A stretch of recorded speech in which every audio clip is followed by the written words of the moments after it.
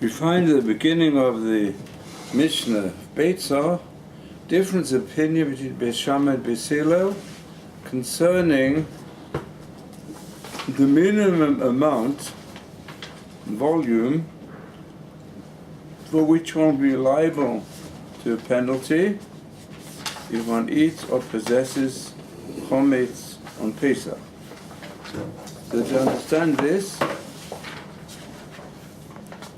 like I want to say really in all subjects of learning Gemara, to start with the Chumash. The Aruch LaNer, the grandfather said, Chumash Rashi is the basis for understanding Gemara. Mm-hmm. So if you turn to chapter 12 of Shemos, we have in verse 15, it says, Shivas Yomim, just a minute, it's Shivas Yomim, matzos terchelu. You should eat matzos for 7 days. That means if you want to eat any grain products, then it's got to be matzah. Ach bayom rishon, on the first day, and the first day is what was referred to in the previous verses. The first day of Pesach is on the 14th of Nisan, because that's the time you have to do the preparation, the shechita of the Korban Pesach. You eat it at night, the 15th. So on this day, you have to tashbitu sa'or mivotechem. You've got to remove yeast, so all is yeast, from your houses. Now let's understand what is yeast and what is chometz. Yeast is dough that is fermented. Dough that's fermented a little bit, normally that's the dough through which you prepare bread and cakes. It's called chometz. It's called leavened bread. But if you allow it to ferment for a long time, then that dough becomes inedible, becomes very strong, affected by the fermentation, and it becomes yeast. And then the yeast is used to put a little bit into an ordinary mixture of water and flour in order to produce bread and cake. So on the first day, that means on Erev Pesach, you've got to remove sa'or mibatechem from your houses. Ki kol ochel chametz v'nichrut ha'nefashim b'Yisrael miyom harishon et yom hashvi. Because anyone who eats chometz, that soul will be cut off from the people of Israel from the first day till the 7th day. That's one verse. Now if you look on verse 19, a bit further along, it says, Shivat Yamim, Tzor lo yimatzeh b'otechem. It says for 7 days, no leaven should be found in your houses. Ki kol ochel machmetzes, because everyone who eats, the simple interpretation of the sages of machmetzes, is a mixture of chometz and flour or whatever it is, and or bread. It is not chometz, but it's got a mixture of chometz in it. Even then, the soul will be cut off from the community of Am Yisrael. There could be another interpretation. Machmetzes means that which produces chometz. Sa'or is inedible, but it produces chometz, therefore it's also forbidden. And then there's another verse in the next chapter 13, if you turn to it, verse 7, and there it says that matzot yeochel, matzos should be eaten 8 shivat hayamim in the 7 days. V'lo yireh lecha chametz, there shouldn't be seen for you any chametz, nor any sa'or in all your domains, which means this is what's known as the prohibition of possessing it. Why possession? Because it says l'chor, it's got to belong to you. Anything that belongs to you should not be chometz and should not be sa'or. So you have these 3 verses. So these 3 verses, therefore, they include 6 prohibitions. There's 6, or rather we should say 6 mitzvahs. Not 6 prohibitions, 6 mitzvahs. Because if you say, right, here the or is used and the chametz is used, so speaking in general, we've got 3 mitzvahs. One mitzvah I say, which is to remove chametz or sa'or. There's 2 types, either chametz or sa'or. Then we've got a mitzvah shloisa, say you mustn't eat chametz or sa'or. And then you've got a prohibition of possession of chametz and sa'or. So we have to understand, of course, why all these verses needed. There's even another verse also in Parshas Re'eh. That's not such a simple matter, but that's what we have discussed in the Gemara, which we're about to start, the Gemara in Beitzer 7, Zayin Amud Bet.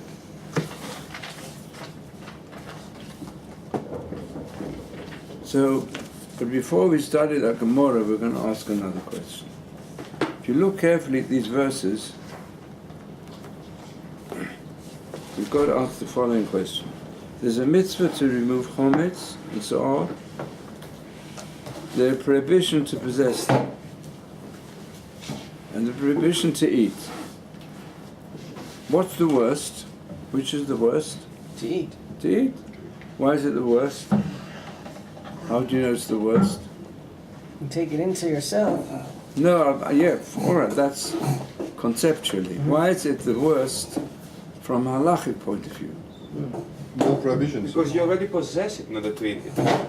So There's a prohibition to possess and prohibition to eat. Yeah? Because the prohibition, therefore, it's also a mitzvah to say to remove it. I want to ask you, so if the 2 prohibitions, to possess it and to eat it, which is worse from the point of view of halacha? To eat it because it's easier. It's easier. You're giving reasons. I don't want reasons, I want what it says in the pasuk. By Nichrasa it speaks about Eichel. Huh? It speaks by Nichrasa, that soul shall be cut off, it speaks about Eichel eating. Generally speaking, I'd like to elaborate what Shimon just hinted at, but I could explain more clearly. Whenever it says in the Chumash a prohibition, ordinary prohibition of doing different things. Yeah? You shouldn't wear sharpness, you shouldn't shave with a razor. What is the punishment that's attached to it if you do it intentionally in front of 2 witnesses? What punishment comes? Death. Huh? Death. Death? No. Whipping. Huh? Whipping. Yes. No. If it's done in the Chumash, a law, an ordinary prohibition, there are quite a lot of them. Al karet. No. There's even the whole parsha in Pasuk Shoftim, which says that for, we compare to Lotachs and Betisha, that any ordinary prohibition mentioned in the Chumash, the type of punishment that is given if somebody did it intentionally after being given a warning in front of 2 witnesses, he gets lashes, malkot, right? There are some exceptions. What are the exceptions? Do any of you know? Well, he doesn't do an action. Yes, if it's a lav she'en bo ma'aser, there's no action involved. Or another exception?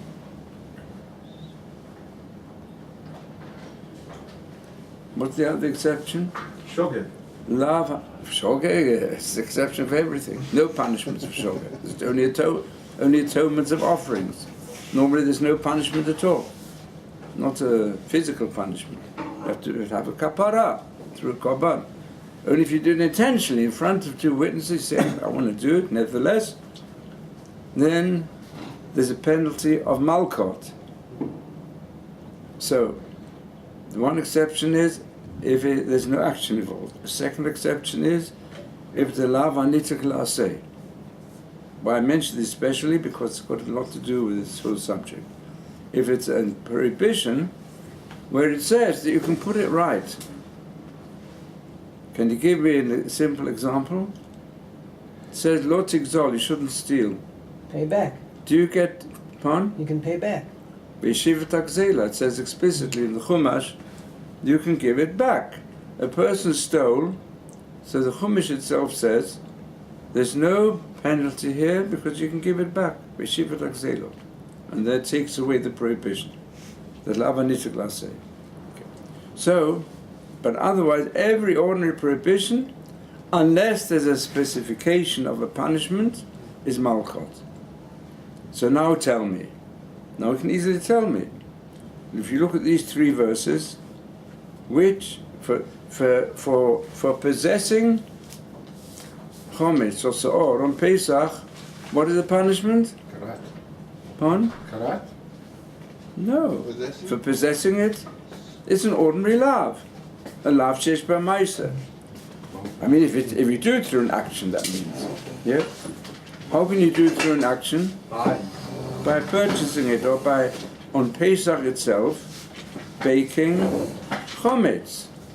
The person produces chometz on Pesach through baking it, through kneading the dough, baking. They produce chometz on Pesach. So therefore, it's a lav shesh b'maisa. Yeah, if it does intentionally from two witnesses. But what happens when you eat?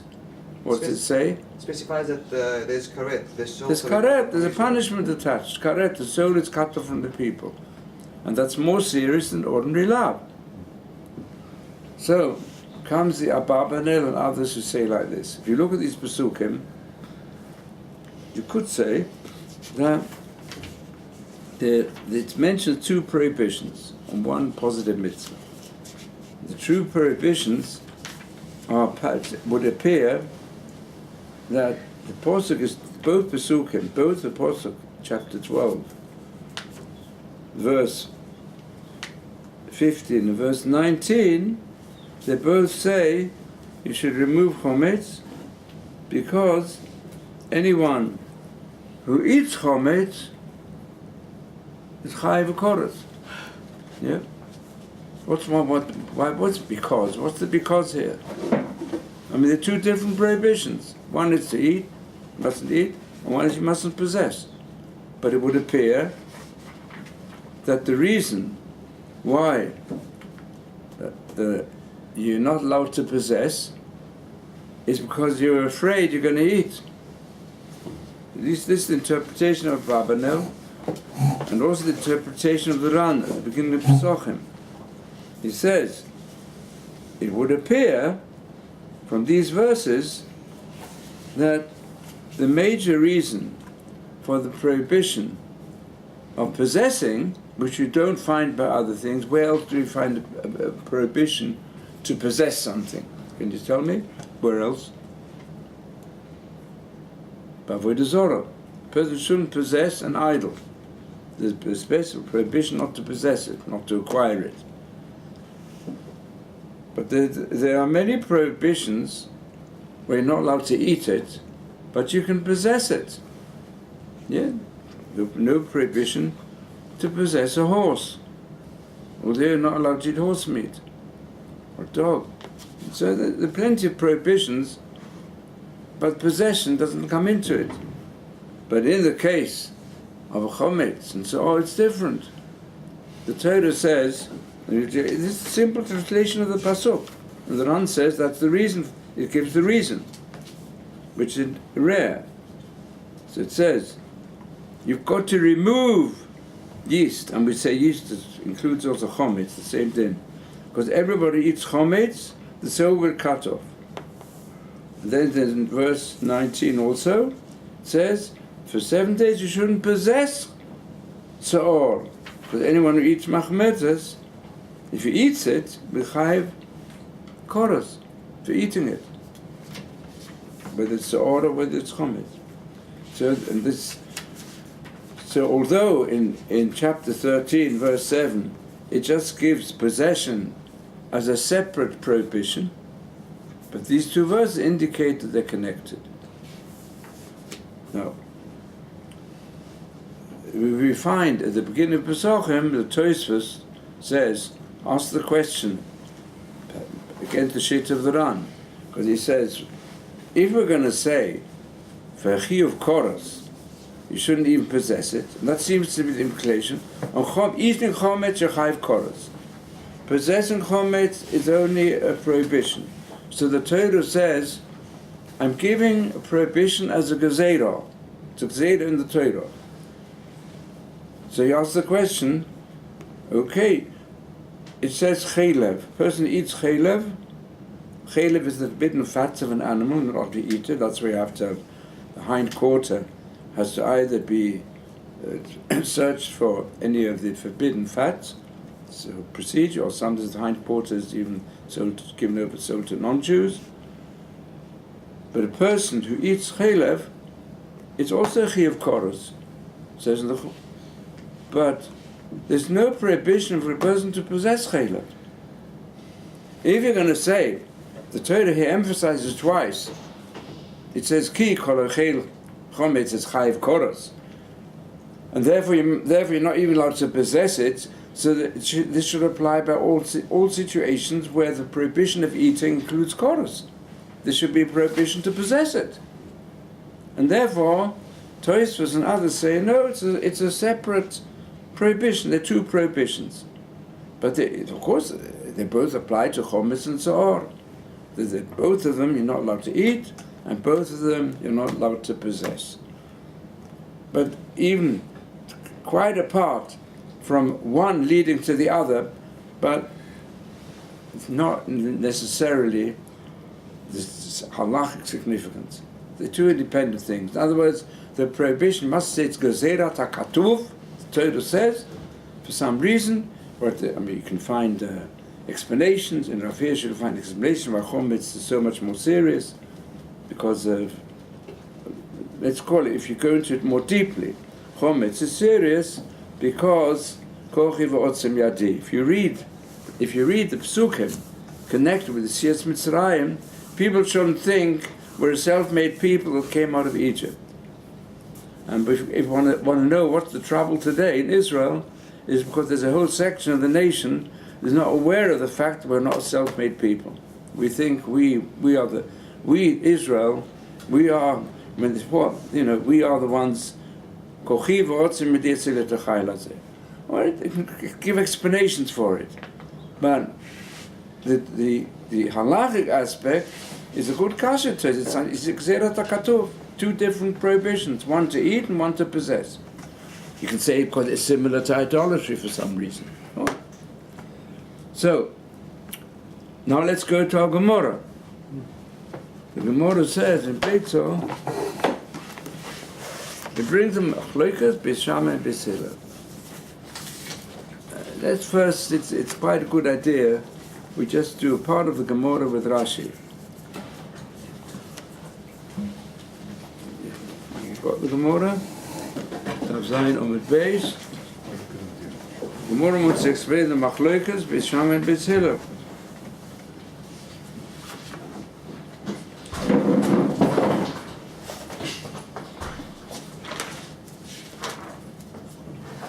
It says that my Tamad is Shammai. Because why? Beis Hillel is more obvious. Beis Hillel will say every time it says in the Chumash any prohibition of food, what is the minimum shear? Kazayit. Eating means eating kazayis. Less than kazayis is not called achila. Not real achila. Real achila means eating the minimum amount. From where do we know minimum amounts? From where do we know it? From where do we know all the different amounts and shiurim in the Torah? Do any of you know? From where? Eretz Kitzah, Sarah, Geffen. Yes, but what's the Gemara say on that? What read that passage? Pardon? It's all halacha l'Moshe Misinai. So let's try. I want to explain what this means. There are many things in the Chumash which are explicit. That's Torah Shebichtav, Pshuto Shel Mikra. There are also many important mitzvahs which are just given by one word or two words. We don't really know what it is. Like, for example, there are many laws concerning tefillin. All it says in the Chumash, Shatem l'ot al yadecha, totafot beinecha. But what are they actually? How they have to be made and so on? It's all halacha l'Moshe Misinai. So now they found in the Bar Kochba caves, they found tefillin, who called halacha l'Moshe Misinai. So Halacha al-Moshe Sina are the some independent traditions which came through orally to describe the essence of what the mitzvot mentioned in the Torah. Because without Halacha al-Moshe Sina, it wouldn't be so clear also what is Shechita. I mean, in my Kehillah, I had some people who discussed things. They said, I only accept what's written in the Chumash. There are many people like that, non-Jews and even Jews. So they say, why do you all rabbis bring all different things? I say, some things not written in the Chumash are just as much a law of the Torah as anything else. And we know in the diaspora, there have been and still are many communities where the major institution of the community is called the Shechita Board, like in Manchester. The Shechita Board employs not only the Shachtim, they're responsible for the mikvaot, responsible for communal affairs, many different things. It's called the Shechita Board. Why? Because we know people want kosher meat, they know it has to have Shechita. So therefore, there are many Jews, as far as all things, and we know kosher meat costs a bit more, so the Shechita Board's got to make sure that the community has kosher meat. One of the important ways. And one of the first decrees against Jewish life is to ban Shechita. All over the world, they try to ban it. And it's one of the difficult battles still going on today everywhere. How do you know Shechita? Where's it written? When people come to me and they tell me, in the synagogue, they tell me, why all these rabbinic, what do you mean rabbinical? These are biblical commandments given by direct until today, Shechita. Because that's one of the questions is that, today they stun the animals. And they think stunning the animal, it kills it more immediately. So therefore there are a lot of battles to demonstrate that Shechita brings less pain to the animals than stunning. But that's a constant battle all over the world with those who want to look so much after animals. As we know, the Nazis, the Nazis were very much, some of them, they had their pets and so very particular as well. Now the Gauleiter Bergen-Belsen, he was particular, all his pigeons should be fed when he was away. It was very important for him, his favorite birds or whatever. At the same time, constant decrees, Jews should be decimated and destroyed. So this is one of the battles we have all over the world. There's no nation in the world that's introduced so many dinim. Tzar ba'alei chaim is d'oraisa. On the other hand, you're going to treat animals like humans, and humans like the cockroaches. I mean, then you're going a bit the wrong direction. So this is where in your Shechita, Halacha al-Moshe Sinai. So all shiurim Halacha al-Moshe Sinai. That means to make measurements, as Rashi brings here as well. So let's now try to understand Machlokas. The Machlokas here is Shammai Beis Hillel. So the Gemara says, like this. It says, my time at Beis Shammai. So you can ask, the Gemara asks Beis Shammai first because he's mentioned first. Because we know the Mishnah was compiled by whom? Who compiled the Mishnah? Which line did he follow? Not only, in fact, I read, as even from the point of view of genealogy, but also from the point of view of the Shitta, Beis Hillel. Yeah. Nevertheless, there was a cloud. Always put the opposite opinion first. So he mentioned Beis Shammai first. The Gemara follows it, but others say that Beis Shammai is mentioned first because Beis Hillel is obvious. There's one shear, achila. But anything to do with food, the shear is kazait, olive. So why did Beis Shammai say that the volume is a koseves, a date? It's a Beis Shammai saying, if chometz and se'or, are two different things, we explained. And chometz and se'or are different. So I would say, because chometz is a lesser form of leaven than is actual yeast. Yeast is very strong. It's so strong that it's not really edible. But certainly, it's prohibitions because of being leavened, so it's much more leavened. So therefore, if chometz, which is not so strong, and the minimum volume is a kazai, so or shechimutze kosher again. So therefore, so should be the same. So why does the Torah write so? Why does it have to mention it? Now, what's the point? The Torah doesn't have to mention it because I can learn it from a kal v'chomer. What's a kal v'chomer? What is it? No, the more so. An argument from the minor to the major. What's a kal v'chomer? Yeah, if you can lift 10 pounds, you can lift 5 pounds. It's really a svara, right? It's logical. It's using logic. So, if we say shiurim, all of them, halacha Moshe Sinai, that means you have to accept it whether it's logical or not logical. What's got to do with logic? Yeah. Nevertheless, and this is one of the deeper problems of this whole passage. What's all the argument? What's bringing a kal v'chomer in for? A kal v'chomer, we say in the morning. Shloshes midas shabtorin dreshes bohen. Binyan of a kal v'chomer gzeir shova. So kal v'chomer is stronger than binyan. What's binyan of is a comparison through logic. To compare two different dinim and the two different parshas, we're permitted to compare one to the other. They're not things which are written explicitly, but where you apply logic to what's written. And the same is a kal v'chomer, even stronger. You've got an argument of the minor to the major. To apply a din mentioned in one mitzvah to a din in another mitzvah. And if there are hundreds of kal v'chomers in the Gemaras, Bavli Yerushalmi, but a kal v'chomer is not necessarily conclusive. Why is it not conclusive? I mean, I'm sure you've had plenty of kal v'chomers. Why is a logical argument from the mind of the major not always conclusive? Because it comes from Mount Sinai.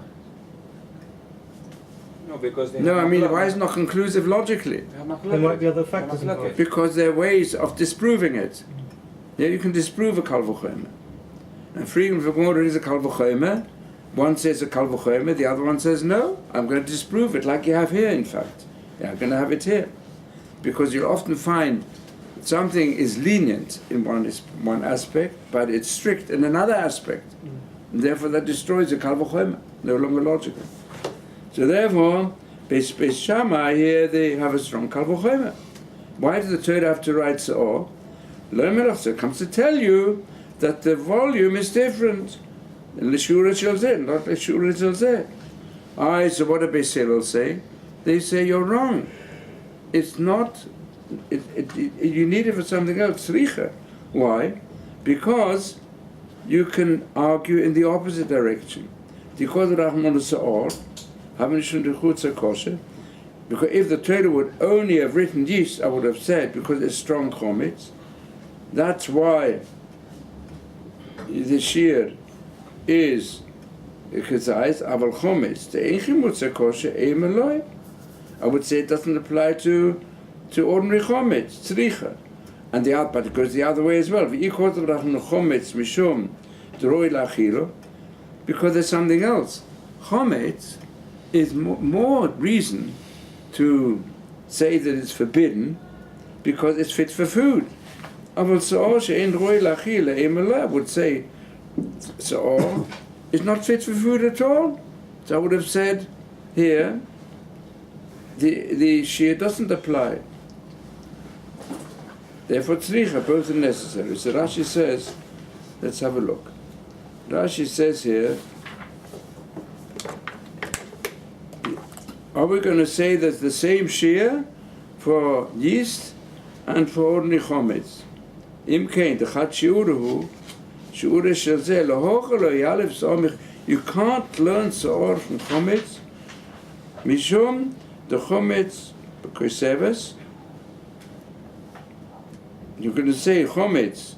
You're liable if you have the volume of a date. Because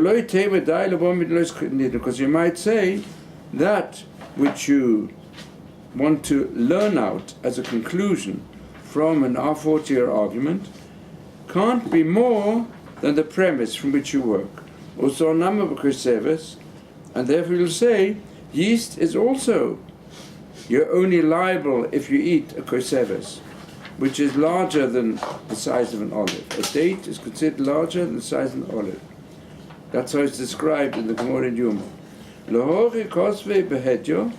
That's why the Torah writes explicitly for which purpose the shiura b'shiura zutta b'shiura rabba. So therefore, this Beis Shammai's argument, the Torah gives us both Seor and Chametz to tell us one has the smaller volume and the one the larger volume. And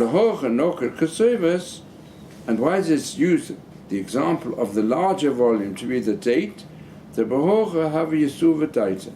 Because the Gemara in Yom explains that the reason Yom Kippur, we say the shear is a date, a large date with the pip is the shear. It says in the Mishnah, beginning of the last chapter of Yuma, and the reason is described.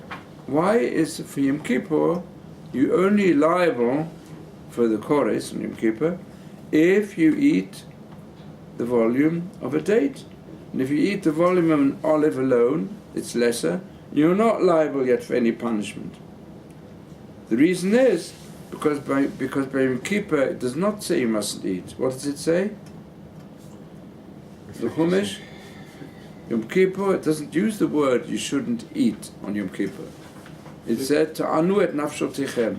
You're going to castigate your physical desire. In other words, achila is b'gzais, eating. Whether the eating calms down your appetite or doesn't. So we say, if a person's got a strong appetite, if he has, it's assumed, this discussion in the Gemara, in Yuma, at length, it's assumed that if a person on Yom Kippur, when he's hungry, if he'll have just an olive size, he'll still feel the pain of hunger. But but Yesuva Daite, he will avoid castigation. That means he'll feel better if he has a volume of a date. So that's a higher level of satisfaction we have just from the size of an olive. Yeah. So therefore, the whole discussion in Yuma, I'll tell you it briefly. If you want more, you look it up yourselves. Brings in also this Machlokas in Beis Shammai and Beis Hillel to demonstrate actually three levels. If you look at the Gemara, there are three levels of expressions used in the Chumash with regard to satisfaction from food. One of them is achila, and achila, the meaning of achila, is the volume of an olive. And then it said by Yom Kippur, it says Yom Kippur there's an obligation ta'anu et nafshotechem, so you've got to feel some sort of to transgress it. You've got to remove the inner nefesh. You've got to remove the pangs of a bit of hunger. So the pangs of a bit of hunger will not go away if you just have this volume of an olive. So it's the next level, which is the volume of a date, with its pit and so on, described in the Gemara in Yuma. What's the third level? Do any of you know? Beitza. Where's the din of beitza? That a beitza, an egg, is considered even larger. Some say an egg is the equivalent of 2 olives, and some say it's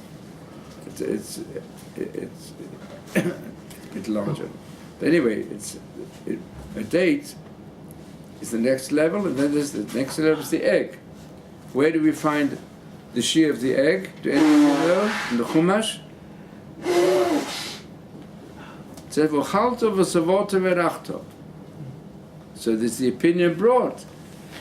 V'chalto is kazais, but v'savoto, satisfaction. Some say the minimum of satisfaction is an egg. That's the minimum of satisfaction. And the egg is bigger. Yeah, you can. Now on this, Rashi says here actually, in this whole Mahlokas, Beis Shammai and Beis Hillel, and the discussion of why we need the Se'or and Chometz to be mentioned separately, is to tell us that what applies to Se'or applies to Chometz. And Tosfos already asked Kashas, won't go into the details of the first reason of Rashi. There's a lot of problems with it. And the main problem is really, Rashi brings the second reason, is Halacha l'Moshe Misina. So, and Tosfos, and most of the Shonim only accept the second reason. But if you only accept the second reason, so what's the significance of this whole discussion? Which is based upon using reasons. Kal v'chomer is reasoning. Reasoning from Chimutze Kosher. So using your reasoning, the reasoning has got a din of the Torah, because the Torah is not only what's written, it's not only what's been passed on by tradition, but it's also extending the Torah through the Midas HaTorah and the Reshes Poem. And let me take this further, Midas HaTorah, to understand the significance. Midas, we know, it says there's a passage in chapter 17 of Devarim, which says, if you've got any doubts in Torah, how do you solve them? Any questions you've got, how are they to be solved? You go to the prophets and the You've got to go to the Sanhedrin, right? Describe Sanhedrin, but you want to go to the sages. Today, there's no Sanhedrin. Yeah? So how do you solve problems today if you've got doubts about anything? So, the Chazon Ish, who develops this strongly, the Chazon Ish, the Chazon Ish, he says quite rightly that, when the Sanhedrin is stopped, what happened? The calendar became fixed. Before then, it was also dependent on the decision of the Sanhedrin. So the last Sanhedrin, they then made a calendar until Mashiach comes, when we hope the Sanhedrin will be returned. Until that time, the sages of each generation, they solve the questions, and you go after majority. The question of majority of Chochmah, of numbers, all these methods have to be debated. They are debated, Chochmah or Minyan. But they decided by the greatest Talmidei Chacham of each generation, their own place of the Sanhedrin. And there you go after the majority opinion of the greatest Gedolim, and they make decisions. And that explains why we've got, in fact, it goes right back to the beginning. In this same chapter 12, where Am Yisrael started, with all the mitzvahs, we're also given all questions that are asked by the next generation to the parents. So to the Chachomim, how the Chachom can answer. And they're supposed to answer questions. And the Torah assumes, amongst Am Yisrael, there will always be questions. There'll be some persistent questioners, they're all types, and the Chachomim have the duty to answer them. Because the Torah is given for all situations. That Hashem gave the Torah as a pattern of life for all mankind, for all generations. All given the Torah. It's the word of Hashem. And therefore, it's not possible for there to be any time where the Torah can't give us guidance. That's Hashem wants. That's Hashem wants. That's what wants the people of Israel to keep alive. We're kept alive to be able to present moral answers according to the wish of the Creator. But of course, the Creator only revealed His will to us many millennia ago. So He's given us the way whereby the Chachomim, they are the ones who have got to carry the Torah and give the answers in the Shutim. Yeah, Sheilot u'Tshuvot, the Shutim, and that's the decision, the different codes, according to majority views. Well, there can be debates and so on about different questions, but that's the concept. So, and where do we find it? In the Midas HaTorah and the Reshes Poem. Because logic is one of the things that Hashem has given to human beings, and certainly only masters of logic and masters of human thoughts can be amongst the Chachomim. People who are stupid, they're not everybody's got enough intelligence. But people have to be very intelligent, have to master the Torah and master all the poskim to be able to make a decision. And that's what we found in all generations. There are great geniuses, people who master the Torah and have got it at their fingertips, and they can give us guidance what we have to do. So it's still, so Kal V'chomer is through Svara. So therefore, it's difficult to understand. Even Shittas Tosfos is difficult. Because Tosfos is all halacha l'Moshe Missinai. If it's all halacha Missinai, what's the significance of this Machlokas Beit Shammai and Beit Hillel, where they say because it works with Kal V'chomer, because leaven you can't eat, nevertheless it's forbidden. Yeah, but leaven, the yeast you can't eat. Yeast you can't eat, but still it's forbidden to swallow it. And you can argue possession of yeast, because you can't eat it at all. You might even argue it should be permissible, but never the Torah forbids it. Yeah, therefore we imply the different shiurim for yeast and for ordinary leaven. And on the other hand, chometz is fit for food. Ordinary chometz is fit for food. We can eat it. On the other hand, it's not as strong as yeast. So all these are arguments which are based on logic. If the halacha l'Moshe Missin, that's the Gzerat HaKatuv. What's the significance of the whole discussion? And this is a very difficult problem. So I want to tell you here the genius of Rav Elyashiv. I had the great zechus in the last years. Since I've been here, I went to him for all different questions. In the last years, I used to attend his shir, and it's supposed to sit right next to him. It was a great experience in his last years, how he still had such fantastic mastery of giving a shir with sharpness and with humor. So he says like this. It's a big chidush, but not such a chidush. He brings it from Rabbi Akiva Eiger, because it says like this. The Gemara says, how do we know when a boy becomes bar mitzvah, that he's chayav bar mitzvahs? Which age?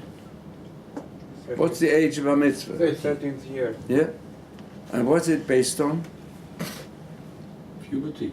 Son? Puberty. Yes, but what did we say? What's it said to somebody showing him? What do we assume? That is the age He knows when a person gets da'at, when he's got some independent way of thinking. Yeah. So he says, all the halachas in Moshe Missinai, he says, they're all based upon principles which are logical, which have to do with development. Like, for example, a young. But how do you know? And often they say, "In Kain asad of shiurim," we know every person is different. You're going to say exactly at the age of 13 and one day a person gets that. But that's the halacha. Halacha mishmasina defines things, but you should still use logic to understand them.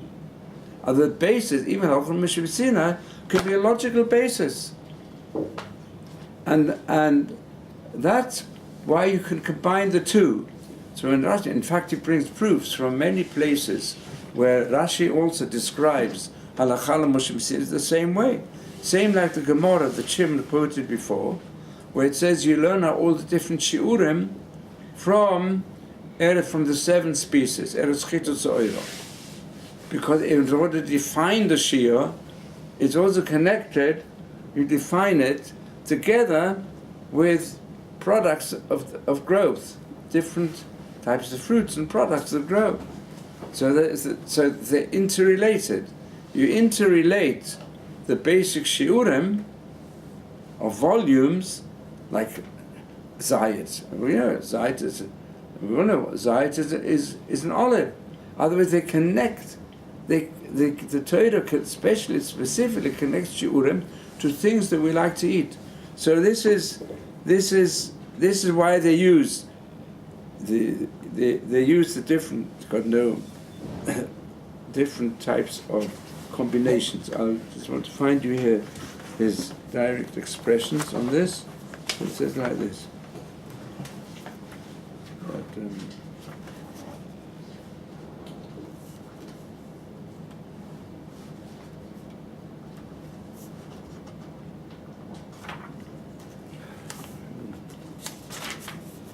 Yeah, it's brought from the Zichron Yosef, he brings it.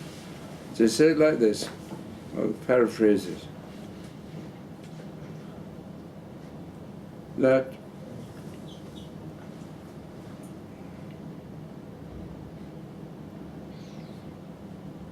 Rashi, it says the shear of Koseves in Yom Kippur is two ways, Yisuva Daite. It's two things. It's Yisuva Daite. Why is Yom Kippur a date? Because it satisfies a person's mind, and it's also Halacha Meshit Sinai. Yisuva Daite, with a date, Mora explains in Yuma that this is the basis for the din of Yom Kippur.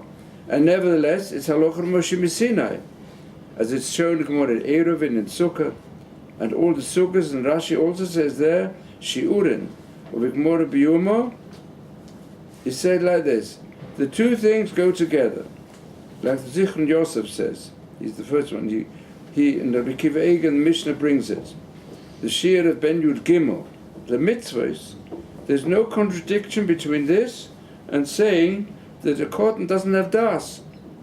It's constantly mentioned in the Gemara, cotton has no das. When it's by mitzvah, it's got das.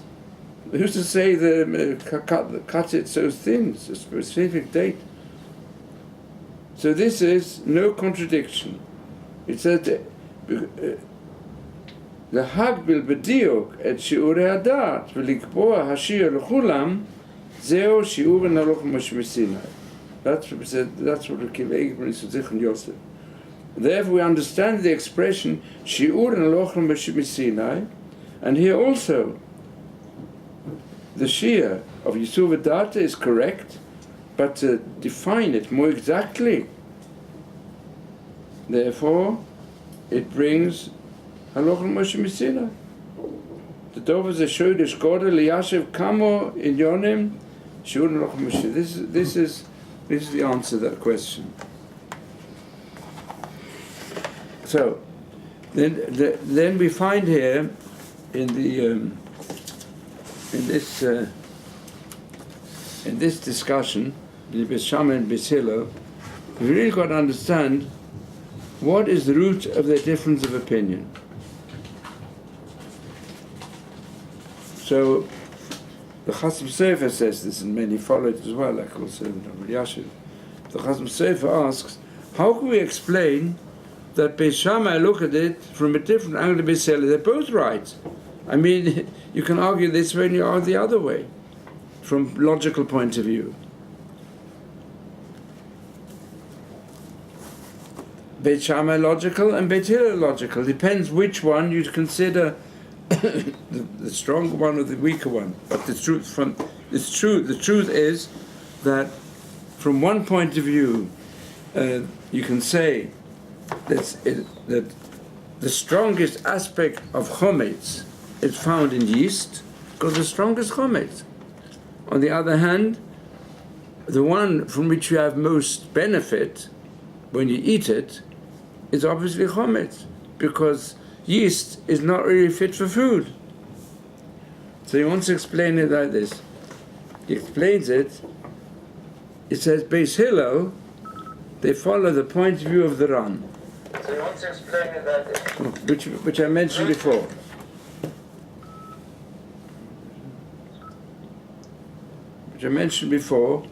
That the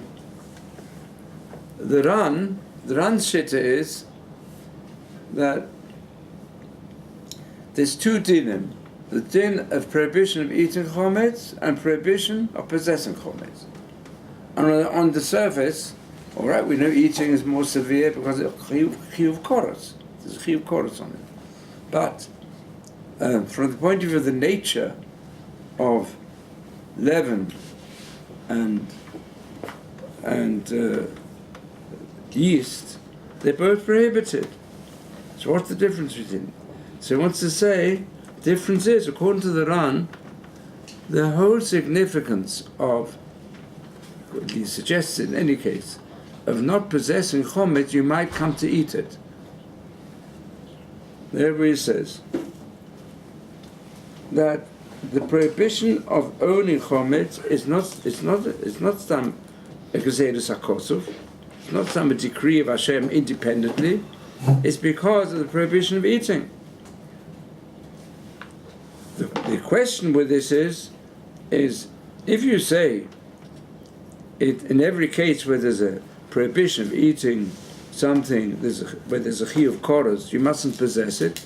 So of course then the question is, what about chaylev, for example? And there's other things where eating it, you're liable for kores. And nevertheless you can possess it. Nothing wrong with possessing it. You came before Yisurim Nama, which that's Tosfos said, beginning of Pesachim. Begin gezeir zakosavu, u'mitzvah b'fnei atzmoi. You can't learn bio from eating. You can't learn one from the other. So therefore we understand also why Beis Hillel hold the necessity to have both is to have nechometz roi lachila, the tami ozel. Beis Hillel say we need to have a separate prohibition for possessing yeast and possessing chometz, because I might have said that chometz is forbidden because it's fit for food, and therefore only I mustn't possess such chometz which is fit for food. But chometz is not fit for food, no reason to forbid it. That's why I need to have both. Beis Hillel can use that reason because they go call the reasoning of the Ran. Of the Abarbanel says the same pshat in the Pasuk. Because we say the whole prohibition of not possessing is because of a gezeiro. Because of what? Because you might come to eat. That only applies to what? To ordinary leaven. It doesn't apply to yeast. Yeast is I would have said yeast is permissible altogether. Because you can possess yeast. Because only in rare occasions will a person come to eat the yeast. Only if he eats the yeast is chayv koros. But still, if the whole prohibition of possessing is only because of that, it shouldn't apply to yeast at all. Not roi lachila. But according to Tosfos' explanation, they're two separate dinim, one nothing to do with the other. That's Beis Shammai. So in this way, they explain Machlokas Beis Shammai and Beis Hillel. It's based upon whether you learn Peshat of a Gezeiro, which is normally we say all the prohibitions of the Torah are independent. So we don't say one, although they're all interrelated. All the prohibitions, all the mitzvahs are all interrelated. But you're not going to say one is a Gezeiro for the other. Gezeiros, we find the Chachomim asked to make Gezeiros. Asur siyach la Torah. Chachomim say you shouldn't use muktzah because you might go and carry on Shabbos. You might go and do other prohibitions on Shabbos. It's a gezeira, like we found at the beginning of Beitzah. Simple pshat. Gezeira mishum peres hanoshrim. Yeah, you shouldn't eat a fruit you find so there's drops from the tree because you might come to pick more fruit. So you shouldn't take a fruit from the tree. And the gezeira of Beit Shneur de Beyond is only because of that. There's gezeiros. But you find in gezeiros, what's written in the Chumash is after all the direct word of Hashem. So it's a gezeiro. Even you can find reasons for it, okay? So this goes together with another basic question. Where in the Chumash do you find reasons mentioned?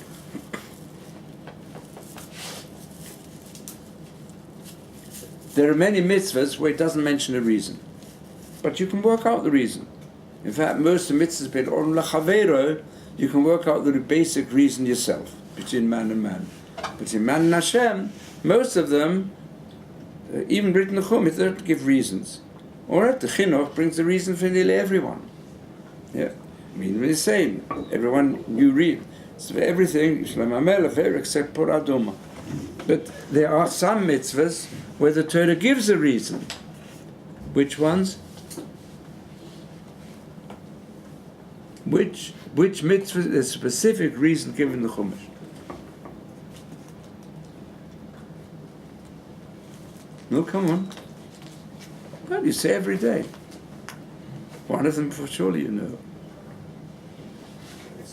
Everything. Huh? Tzitzis. It says you should put on tzitzis, and it said, what's the reason? Yeah, remember the The command. man tizkaru. You should remember, let more than once. Uzchatem. You come to remember all the other mitzvahs. The tzitzis are a sign for you to put on a garment to remember the other mitzvahs. You find it by tefillin as well. L'man titzoras Hashem b'ficho. By tefillin. You find it by sukkah. It says l'man yedu. Wherever it's l'man, so that you're generous. Obviously Hashem wants us to fulfill the mitzvah for a certain purpose. And the purpose is mentioned in the Chumash. That gives the reason. I'm not saying the total reason, but it's part of the reason.